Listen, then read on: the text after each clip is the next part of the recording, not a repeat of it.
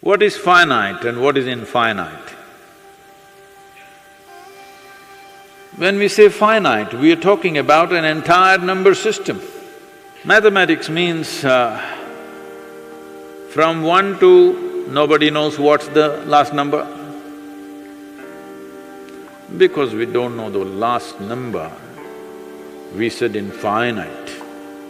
Finite means we can count. What we cannot count, we will create calculators. What a calculator cannot count, we'll create a computer. What a computer cannot count, we will create a supercomputer. But the number system does not end there, just goes on. Even if you make a supreme computer, still you cannot really count, it just goes on. So we came up saying, there is something called as infinite. Essentially we are saying, something that's out of our grasp. We are not talking about infinite as some kind of an ultimate number. We are talking about that which is out of our grasp. We are calling that infinite. Infinite is not some kind of a huge number. It's not a number, really. It is out of the number system. Even zero is out of the number system, but we have adopted. We adopted zero because we couldn't go beyond our number of fingers, so we adopted. You know how the Romans counted? What a miserable mathematics they had? You don't know? You know the Roman number system? By the time you get to 200, you would have gone crazy. So, the Indians came up with the system, you adapt. Because if you go with numbers, you will get lost. You adopt something which does not belong to the number system to complement the number system, that is a zero.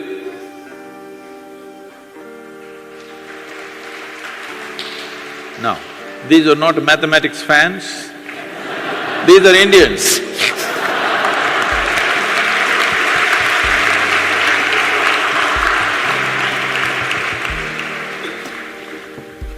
Nationalism is on the growth.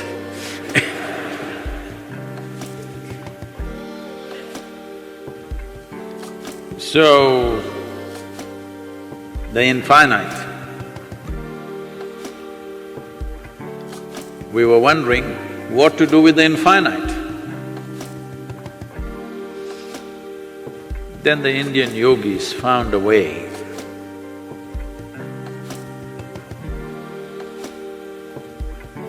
They just kept their own hand like this. When their experience of life became boundless, they checked and they found their own energies were going like this.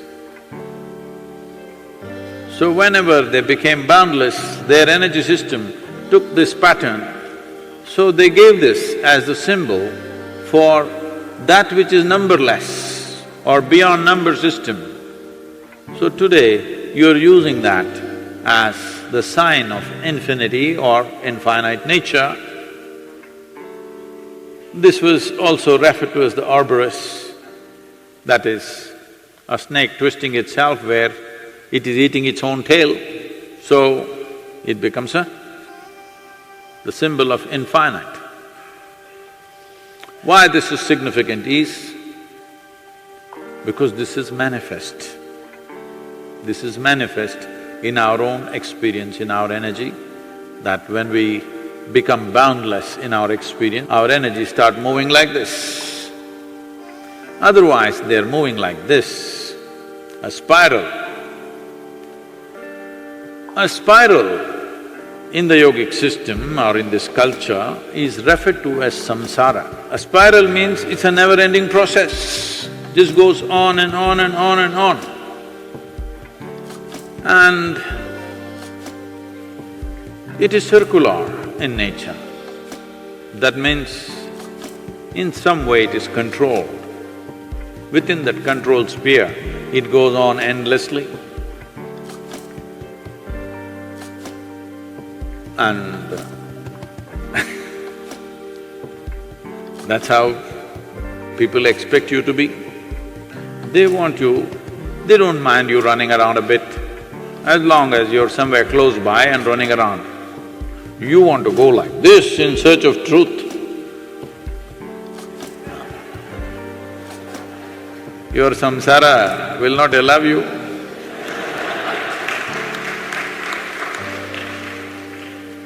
This is why in the world, if you smoke, if you drink, and even if you philander a little bit, they won't mind. But if you say, I am going to a guru,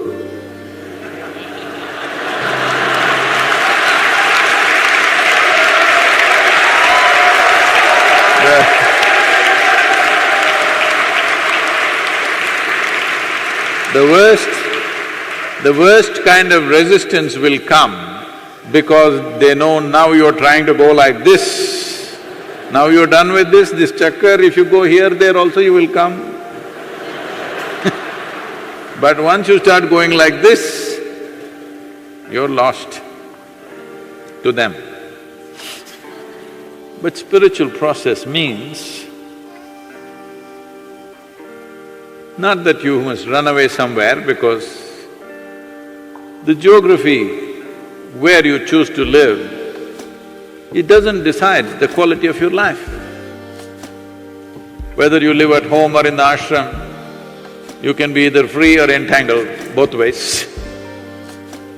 So the geography doesn't decide.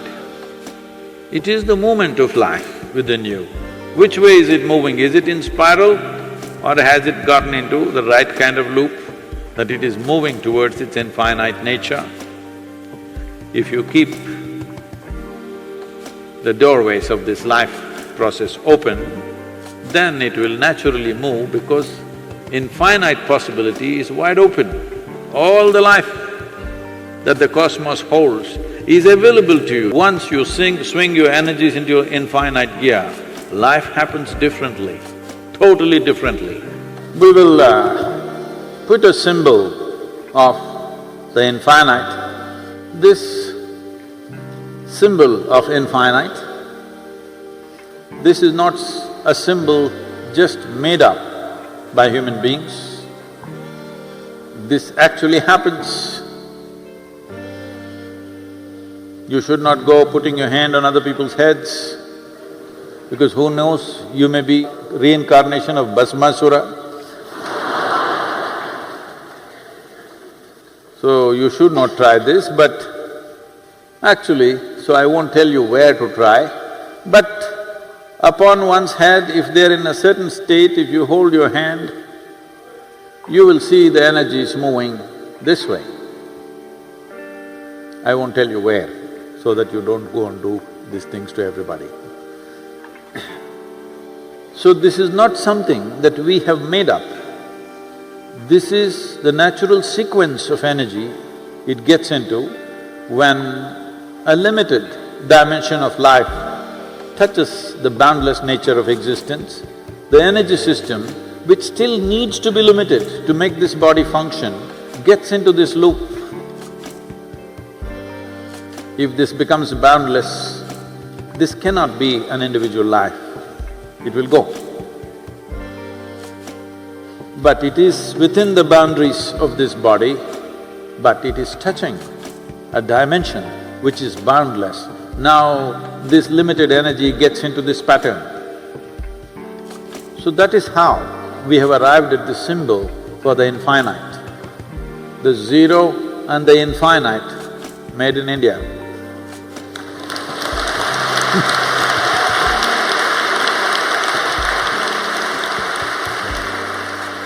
Because it takes a deeply meditative being to arrive at a number which is nothing. A zero is nothing, infinite is nothing in a way. To arrive at a number system which actually doesn't add up, this can only be done by a profoundly meditative being, otherwise it cannot be done.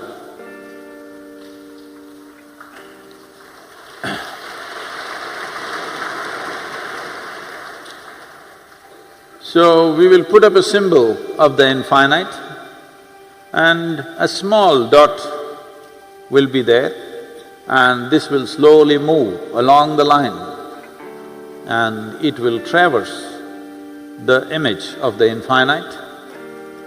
It will take 4.5 minutes to complete one cycle.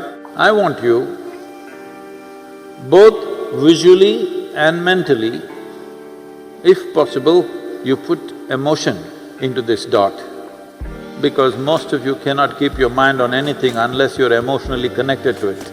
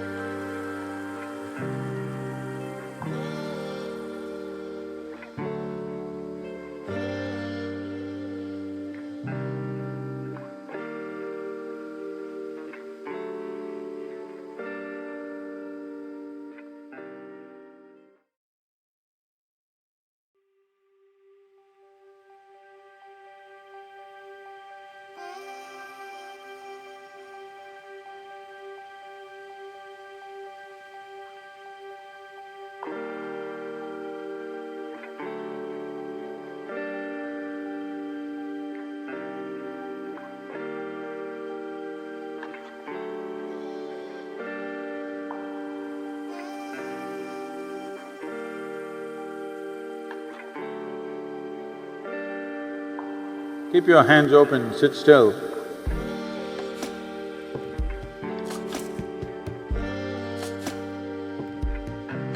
Focus your attention, visual attention, mental and emotional attention, absolutely, on the white dot. Eyes open.